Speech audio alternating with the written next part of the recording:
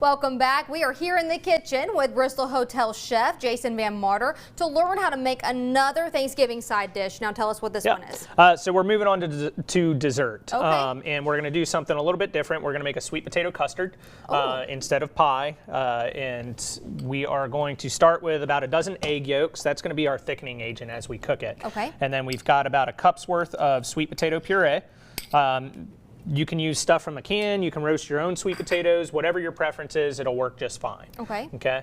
And then we are going to take our sugar, add that in there. And again, all of these recipes are going to be on our website right after First at 4, so we've got the measurements and all of that good stuff there. All right, and then what you're going to do is just whisk these together until they're nice and blended. The mix is nice and smooth. Okay. From there, we've got our, again, vanilla paste. This is what we like to use at the hotel. Really good full flavor. And when it comes, I know that we talked earlier about the difference between, vanilla paste and extract. When it comes to vanilla paste, where's a good place to get that? Your grocery stores should carry it. I bought it obviously from my purveyors for so long, I don't really check there. But they should have it in their baking aisle, and they should have pure vanilla paste. They typically will carry like little test tubes of vanilla beans that you can use as well. Again, I just prefer the fresh vanilla versus the stuff that's been flavored into alcohol. Okay. All right, so we have added our cinnamon and our vanilla. We've went ahead and give that a little bit of a stir, and then I'm locating my cream. And then we're just going to add the cream. Okay? All right. All right. So you can do a couple things here. I like a nice smooth texture, so what I'll do is I'll strain this mix. Okay. And I'll put it through a nice fine strainer, which I have right over here. And I use this right here. It's a very, very, very fine strainer. And you can find these at like TJ Maxx, Walmart, whatever it may be, just in a little bit of a less expensive variety. And then we'll just run that right through there.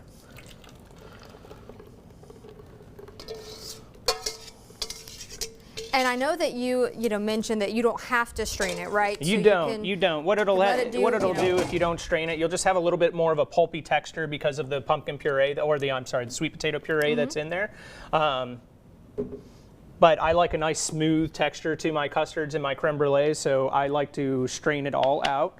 And I'm looking for my mix, sorry. No, you're fine. And I've got an already strained batter here. Okay. So what we do then is we're going to fill our dishes.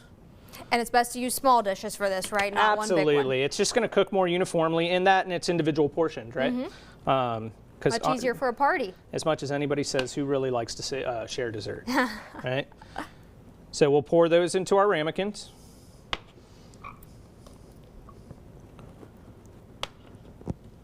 And then we're able to bake them off. And when you bake them off, I like to do them around 300 degrees. Okay.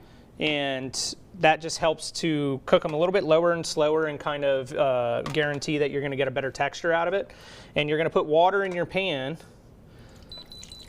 to go about halfway up the creme brulees. And what you'll do is you'll take these, you just slide them right into your oven, and they'll cook for about an hour at 300 degrees. Okay. Okay. When they come out, what we have is a nice, beautiful little custard like this.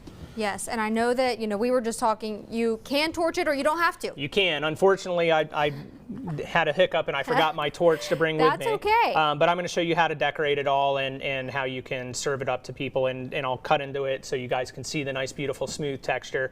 But it's a great addition to a Thanksgiving dinner and something to replace your typical sweet potato pie. Again, something that you can just kind of impress and just, dress up a little bit. Absolutely. Well, again, thank you so much for showing us these, and I know that we can't wait till the end of the newscast so we can try them. Well, again, the hotel, though, they're actually hosting a Thanksgiving buffet. That's happening November 23rd from 11:30 to 3 in the hotel's restaurant, Vivian's Table. It does cost $65 for adults and $20 for kids that are 12 and under, but you are asked to register for that buffet.